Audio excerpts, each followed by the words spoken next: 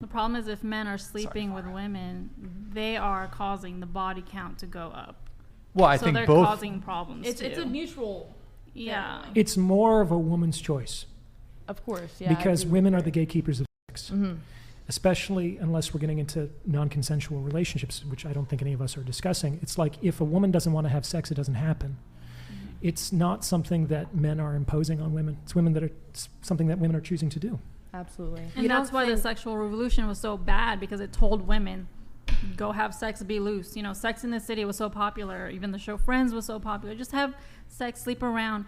And it told women that that made you sexy and desirable and powerful. And that's what opened the gate in society. Women opened the gate. Now they're just having sex. And so they're not gatekeeping their bodies and their wombs anymore, because the sexual revolution told them that was empowering for them. And it's not. Like, it's been horrible. You can see the effects of it now. Like, abortion rates are way up. You know, depression and mental illness in women, like 22% of the population have depression and mental illness problems. Women specifically. Even traditional women who like live on a farm with like the guy who they lost their virginity to, they have an increase in depressive symptoms as well in modern society. So it's not I'm sure correlated because to society culture. itself is just so depressing and degenerate. Yeah, I know. Let I'm me- just saying it's not related to body count. Did you want to But come it in? is. Yeah, It is, I'd though. like to talk. I'm with you. I'm not a big fan of marriage, and we can get into why that might be in a moment. I like having options. I remember, I'm also the child of divorce who is the child of divorce. It's like, I like the fact that I don't have to choose among the 4 women who live in my village. I like the idea that just because I had sex when I was 18 because I was a ball of hormones and I just needed to do something, that I didn't have to make a lifelong commitment to the person.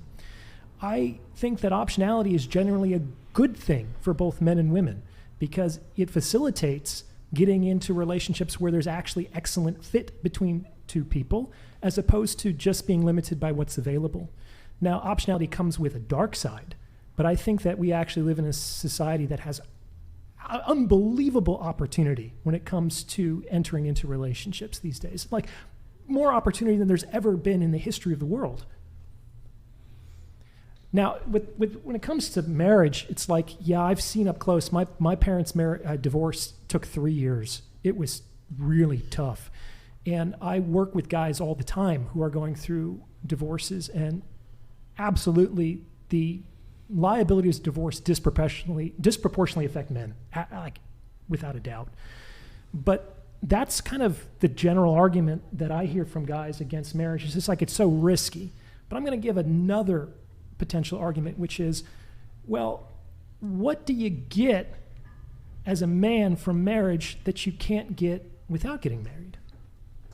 Like, just a few moments ago, you said you wouldn't risk it for the love of your life. And my rebuttal is, why can't you just love each other without getting married? What does love have to do with marriage? What are you considering marriage? Paperwork? Like, what do you count as marriage? Because I didn't count my wedding dress or the wedding rings or the ceremony or the government paperwork as marriage. Well, that's a wedding, yeah. So to me, a marriage is a civil commitment.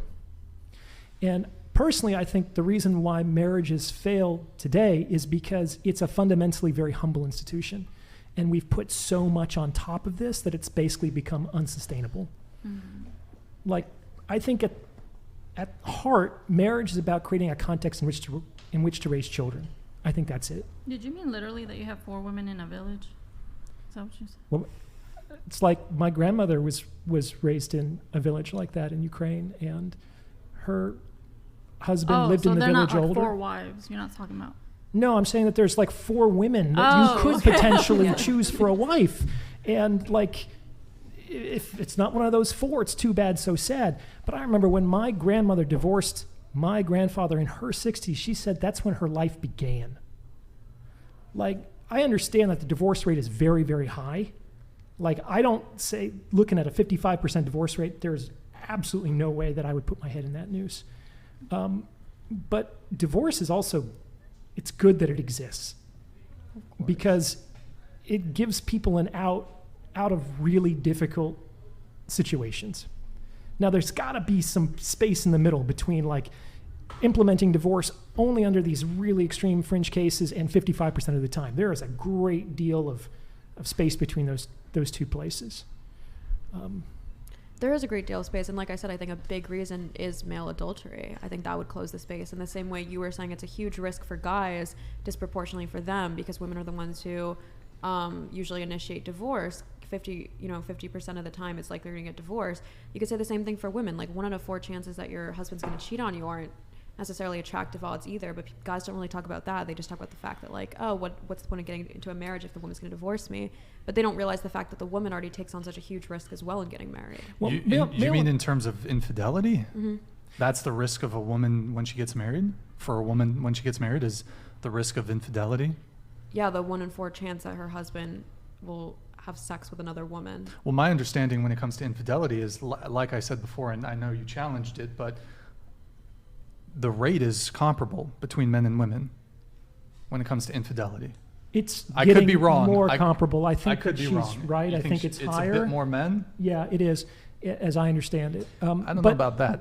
But infidelity is a really complicated thing. Like for some people, cheating is porn.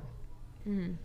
And for other people, cheating means like repeated violations of the sexual contract. The 1 in 4 refers to actual adultery, not like subjective instances of okay, infidelity. Fine. So even in that case, there's a huge range in reaction. Some people are like, nope, this happened once, I'm done. The whole relationship is over, even if we've been married for 20 years, even if we have kids. Other people, they're finding ways to work with the situation. Like it's not an automatic termination. So the infidelity rate can't by itself explain the disproportionate rate in female-initiated divorces, because not every woman who's cheated on divorces her husband.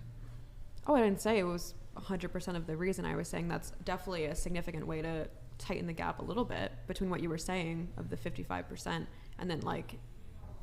But to go any further, it's like, why wouldn't she get divorced?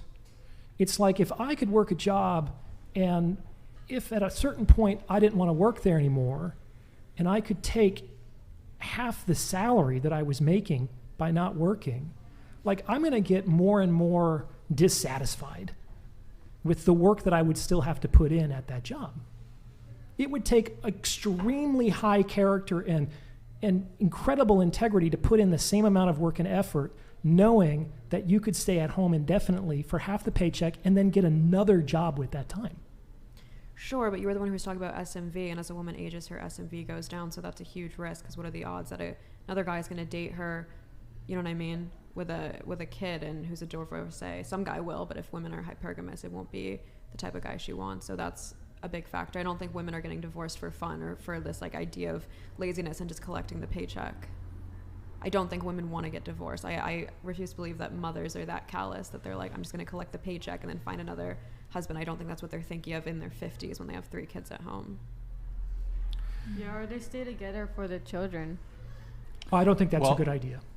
Well, I mean, that's just some of the reasons that I've seen that why they stay in a marriage. Oh, it's certainly something that people endorse a lot, to stay together for the children. But I mean, if what's going on in marriages is so terrible for women and with the risk of infidelity, then, I mean, do you agree with me that marriage in general, whether it's for a man or a woman, is a bad move? I didn't say bad move, I said it's a risk. But it's a risk within your control. Like I said, it's not flipping a coin or something.